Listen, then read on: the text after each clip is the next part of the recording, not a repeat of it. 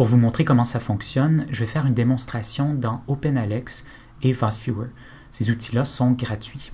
Je vais d'abord obtenir des données dans OpenAlex, qui est un outil de recherche de publications scientifiques, puis je vais visualiser ces données dans le logiciel VOSviewer.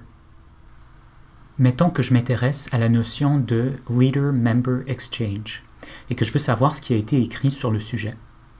Eh bien, je cherche Leader-Member Exchange dans les champs titre et résumé. Comme ça, je repère toutes les publications qui contiennent cette expression dans leur titre ou leur résumé. Et je vais limiter les résultats aux publications parues entre 2015 et 2024.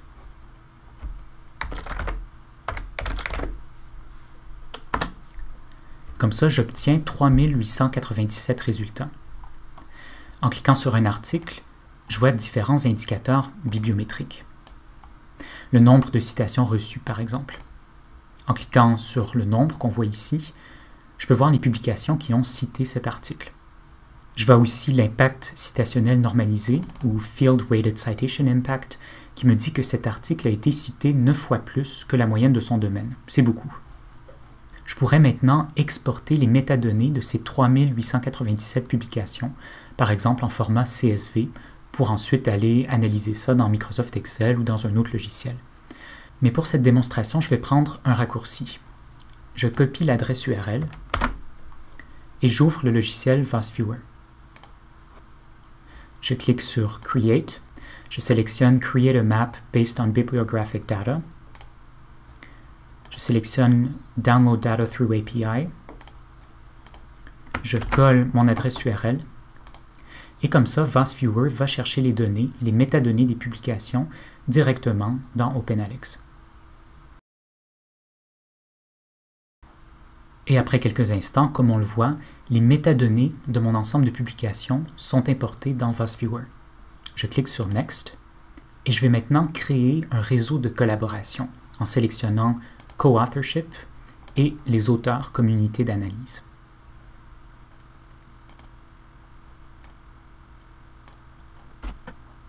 Et voici mon réseau de collaboration. Chaque cercle représente un auteur. La taille du cercle correspond au nombre de publications de l'auteur. Plus elle est grande, plus les publications de cet auteur sont nombreuses dans mon ensemble de publications.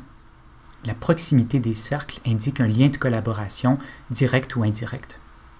Et on voit aussi dans ce réseau qu'il y a des grappes de couleurs, des clusters. La grappe verte, par exemple. Ça, c'est comme un réseau à l'intérieur du réseau. C'est des auteurs qui entretiennent un lien de collaboration particulièrement fort d'après l'algorithme de VOSviewer. L'utilité de ce genre de réseau, c'est de comprendre les dynamiques de collaboration dans un certain domaine et d'identifier des personnes qui sont des courroies de transmission dans leur domaine, des gens qui font le pont entre différents réseaux de collaborateurs. Je peux aussi créer un réseau similaire avec des institutions ou des pays, par exemple, plutôt que seulement avec des auteurs. Ça permet de voir comment les pays ou les institutions collaborent entre eux. Tout ça, bien sûr, c'est possible parce que les métadonnées des publications nous indiquent le pays des auteurs et leur institution. Un autre exemple maintenant. Je vais créer un réseau de co-occurrence ou de mots-clés. Je clique sur « Co-occurrence ».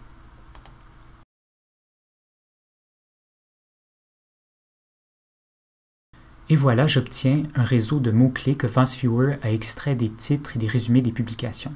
Si je veux diminuer ou augmenter le nombre de clusters, de grappes de couleurs, je peux aller sous l'onglet « Analyse » et changer la résolution, l'augmenter ou la diminuer. Les grappes colorées correspondent à des catégories thématiques. C'est à moi de les analyser, mais je pourrais par exemple demander à un chatbot, Gemini par exemple, de m'aider en m'indiquant le thème de chaque grappe de couleurs. Il suffirait de lui fournir une capture d'écran de ce réseau. L'utilité d'un réseau de mots-clés, c'est, par exemple, d'identifier les notions clés d'un domaine de recherche. Ça peut être très utile dans une revue de la littérature. Ce type de réseau me permet aussi d'identifier des sujets qui ont suscité beaucoup de recherches ou trop peu dans certains cas. Pourquoi? Parce que la taille des cercles indique la fréquence à laquelle le mot apparaît dans mon ensemble de publications. Un mot qui apparaît tout petit dans ce réseau est donc peu fréquent dans mon ensemble. Un troisième et dernier exemple maintenant. On va faire un couplage bibliographique. Je vais me limiter aux publications qui ont reçu un minimum de 10 citations. Et voilà. Ici, chaque cercle représente une publication. Et les publications sont organisées en réseau selon la similarité de leur bibliographie. Autrement dit, les publications qui citent les mêmes articles vont apparaître proches les unes des autres. Si je zoome sur cette publication, par exemple, je vois différentes publications autour d'elle qui partagent une bibliographie similaire. Et si leur bibliographie est similaire, leur sujet est probablement similaire aussi. Les petits cercles dans ce réseau, c'est des publications qui ont été moins citées. Et les plus grands cercles, c'est des publications qui ont reçu plus de citations. Donc si je sais que cet article est intéressant pour moi, je peux en déduire que les autres articles à proximité, qui partagent une bibliographie similaire, pourraient eux aussi m'intéresser. Je pourrais consulter en priorité les articles qui ont été très cités, qui apparaissent donc plus grands que les autres. Ça pourrait être des publications fondamentales. Donc vous le voyez, ce type de réseau, c'est très intéressant pour faire des recherches documentaires exploratoires, pour repérer des publications fondamentales. Et en analysant les grappes colorées, les clusters, je pourrais sans doute mieux saisir la structure intellectuelle de ce domaine de recherche, puisqu'il y a forcément un dénominateur commun pour chacun des clusters. Vous le voyez, la bibliométrie, ça ne se limite pas à la mesure de la performance scientifique. En particulier, les techniques de cartographie en bibliométrie peuvent nous donner un point de vue très intéressant sur un domaine de recherche. Et donc, je vous encourage à aller explorer par vous-même des logiciels de visualisation gratuits comme VOSviewer, SiteNet Explorer et Bibliometrix. On apprend assez vite à les apprivoiser. Et donc, bonne exploration et à bientôt.